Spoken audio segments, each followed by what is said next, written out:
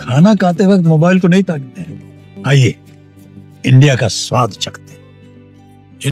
বলিউডের সাকসেসফুল নায়কদের ভিতরে অমিতাভ বচ্চনের নাম সর্বদাই রয়েছে। আজকের এই ভিডিওতে আপনারা জানতে চলেছেন কোন সিনেমার মাধ্যমে অমিতাভ বচ্চন সুপারস্টার হয়ে যান বলিউডের।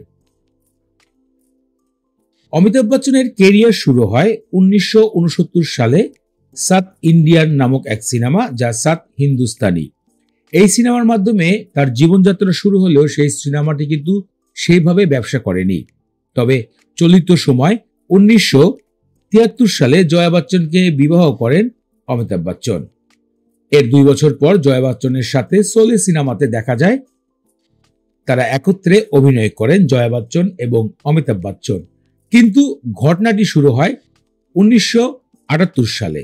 সে সময় অমিতাভ বচ্চনের মুকদ্দম কি সিকান্দার সিনেমাটি মুক্তি পায়, আর সে সময় 1 কোটি টাকার বাজেটে 26 কোটি টাকা ইনকাম করে বলিউডের বাদশা হিসাবে নিজেকে প্রতিষ্ঠিত করে ফেলেন অমিতাভ বচ্চন।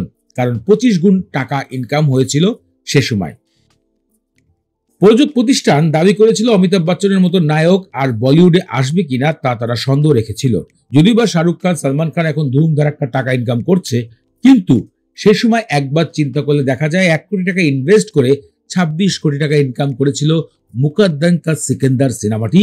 আর তারপর থেকে অমিতাভ বচ্চনকে পিছে ঘুরে দাঁড়াতে হয়নি।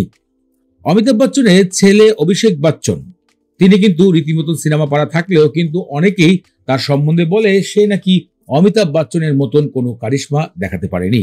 তো এই তো ছিল অমিতাভ বচ্চনের সেই সিনেমার ঘটনা, যা দ্বারা আজও তিনি সবার কাছে বলিউডের সুপারস্টার হিসাবে পরিচিতি লাভ করেছিলেন।